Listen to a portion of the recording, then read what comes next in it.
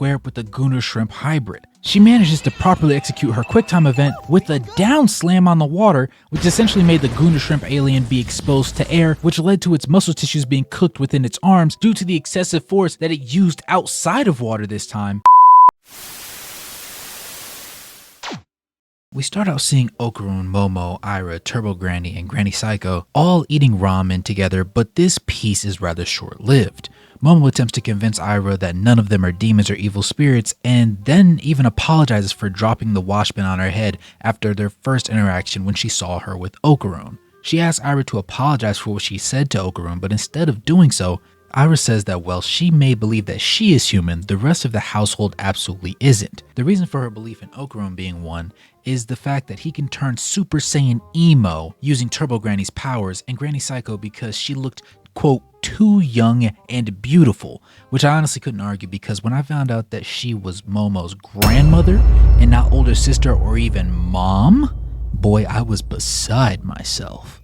And if y'all have seen my previous Dandadan reviews, appreciating her grandma is definitely a guilty pleasure of mine.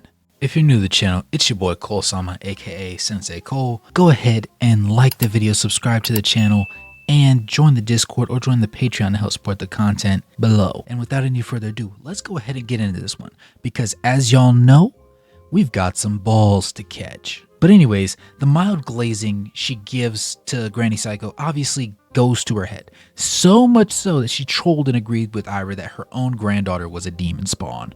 The disagreement continues, but Ira rushes out shortly after and slides back into the room to tell Okarun that she appreciated the help even though she didn't understand why he bothered to, since, you know, he's not human at all. Okarun, being his usual aloof self, simply says, "That's what I thought you're supposed to do, help people when they need it." This obviously triggers something deep inside of her because as she's leaving, we get a short blurb of her telling herself that she shouldn't feel that way about him because he isn't human, essentially alluding to the fact that she was really feeling Okarun, my nerdy little king. We see them the next day at school, and Okarun and Momo walk to class before Momo tells him that she'll see him at lunchtime, only to face rejection for the first time as he says he has to work on a paper after school and he won't be free because he has something he needs to take care of. Momo obviously sees through this and realizes something's off, but she doesn't know what it is just yet. At lunch, she tells her friends that he won't be coming because of schoolwork and reveals that despite that, she felt like something was off with him, and that led to her ending up leaving the classroom and getting her friends a drink.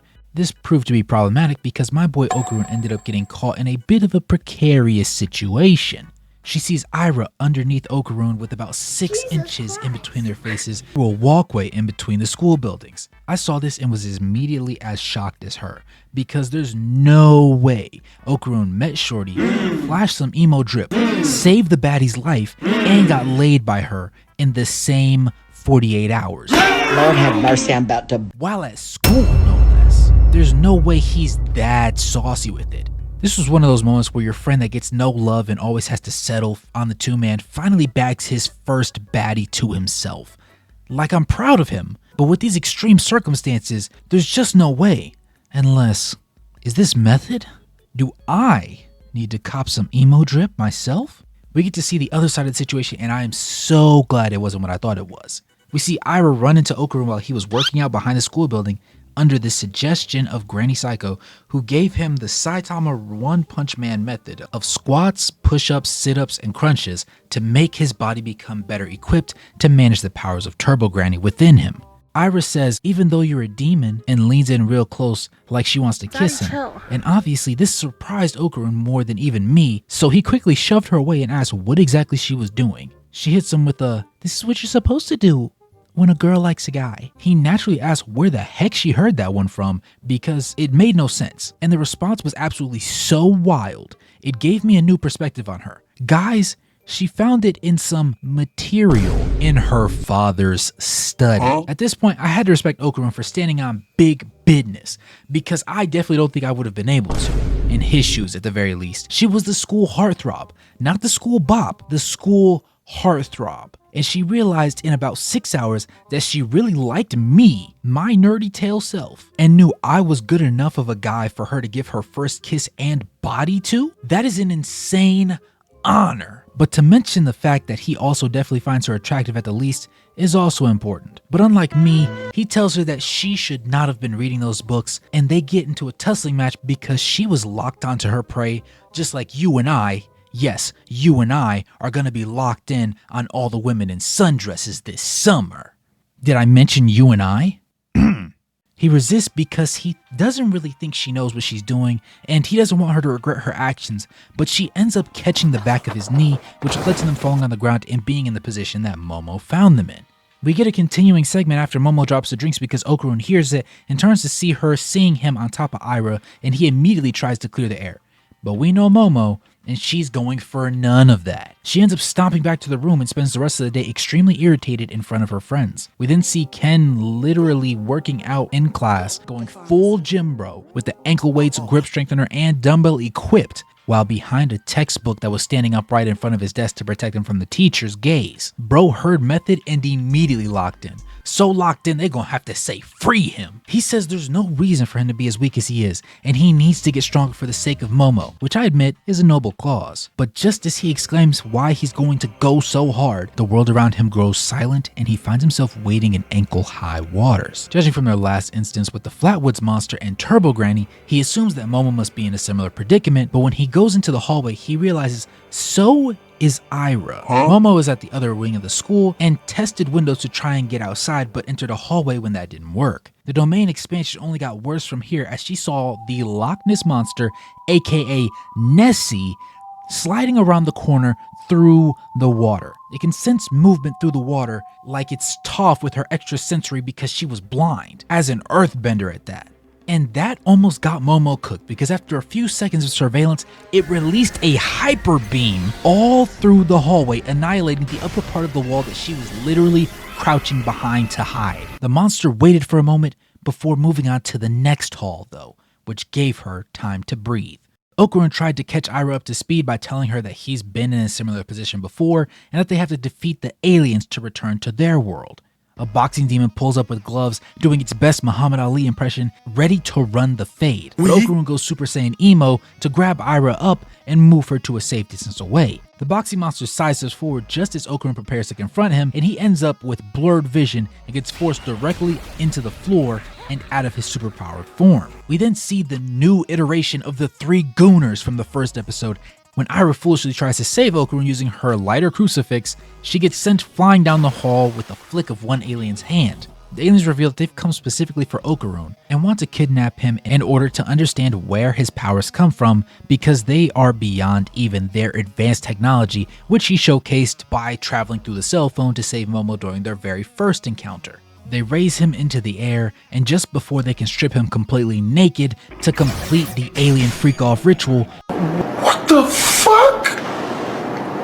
No! We see him freed from their clutches by a pink blur, which turned out to be Ira in fact. She stands rather acrobatically and masks up while flexing her newfound aura in front of the Diddy disciples. She demands that they set Ken free. I'd like to take a short intermission here and ask you guys to like and subscribe to the channel since you liked the video enough to watch this far. And you might as well join the Discord in the description as well to join a community of like-minded anime enjoyers and become part of the video creation process. Now, back to the show. To start off episode 9, we see Okarun scrambling for his clothes in the classroom as Ira attempts to tell him that it will all be okay because she dispersed the aliens, just for one of the freakball aliens and the boxer alien to engage in combat against her. Ira uses her skills to dip and dodge the boxer to blitz the main alien group, but they break out the force push like Anakin Skywalker and send her flying right back to square one. She dodges again and puts the absolute beats on the alien boxer before giving it a devious kick that sent it flying into the ceiling.